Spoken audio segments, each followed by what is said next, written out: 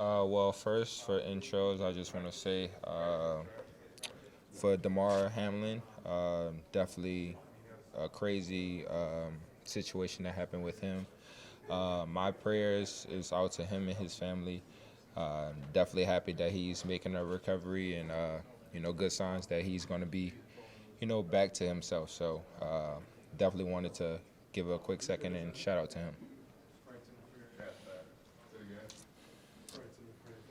Justin, what was your reaction when you saw it, or what were you doing Monday night when you heard about it?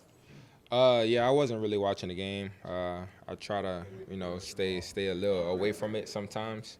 But hearing from it, people calling me, texting me about it, and then I looked at the play after that, and it definitely was a crazy situation because it seems like a normal play, normal hit that he probably took that plenty of times before then. But it's just crazy how life works and how your body works as well.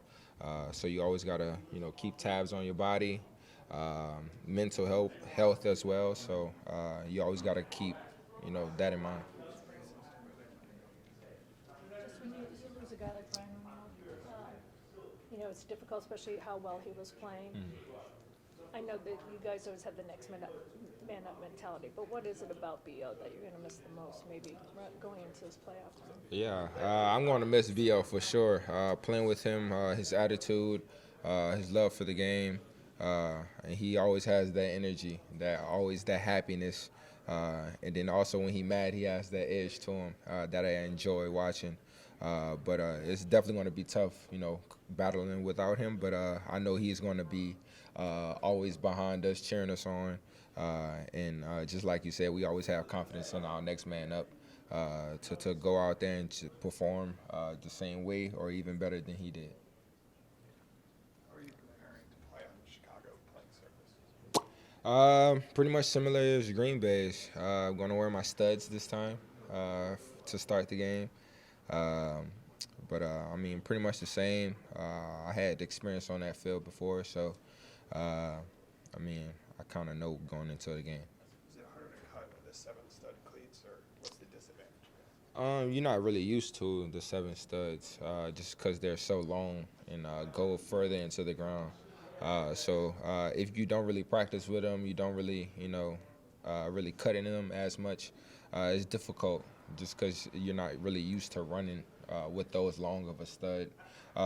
Trip a lot more than you normally do, but it definitely helps when you don't really have a good field and it's very slippery. So 7 studs definitely help.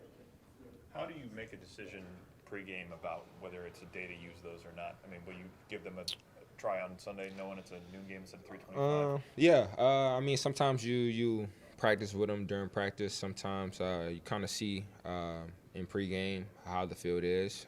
Green Bay, the field was pretty fine in pregame. That's why I didn't switch my cleats. A lot of us didn't. And then as the game got on, it was a lot more slipperier. And then, of course, we had to change them then. When you looked back at last week, just at the tape, I guess what did you observe? It was just a poor performance by a lot of us, a whole bunch of us, the whole team. We never want to put those type of plays and execution on film, and we definitely hate losing like that, of course. So, we just got to be better all the way around, of course. We never want to have those L's, and, we just got to do better all the way around. You've had a lot of different coverages thrown at you this year. What is it about the two-man stuff, especially when you have a guy like Jair pressing you, that makes that a difficult coverage to solve? It's difficult with anyone just because they have help over top. If they can just throw your hardest shot at you while you're at the line of scrimmage, not really worrying about, getting beat over top. It's an easier job, Detroit pretty much was the first ones to really, do it heavily. And I feel like Green Bay kind of got that from them. But I feel like the motioning me around, putting me in different positions, and not keeping me stationary I kind of went over that with KO and putting my touches on what I think should help a little bit throughout the game if we're getting those type of coverages. So I feel like we have a good game plan if teams start to go back to that, because on film it seemed to have worked in the past for sure. So you talked to him this week after the pack? After the game, Yeah. Last year, he was saying even it was a rare occurrence with Damar that maybe when he first goes out there, he'll think about it, but then he gets into the mode. Will you think about it at all, since it was such a routine play, but it was a fluke? How do you relegate that in your brain? Wait, say it one more time. I can't really hear you. Yeah. I said P2 said when he gets on the field, he might think for a quick second about what happened to Damar because Yeah. it was such a Right. normal play. Right. But then you go out and do your job. Right. But how do you feel, even though it was a routine play, it seemed like? Yeah, and that's the tough part about it. That's why I kind of wasn't really even surprised that they postponed the game, like ended the game after that, because it's a tough situation, especially when someone is close to losing their life on the field. It's not just a leg injury or a broken bone. They had to really pretty much revive him right there on the field. So it's definitely tough to deal with, tough to think about. But it's football. We've been playing this for all of our lives. We know the danger of this sport.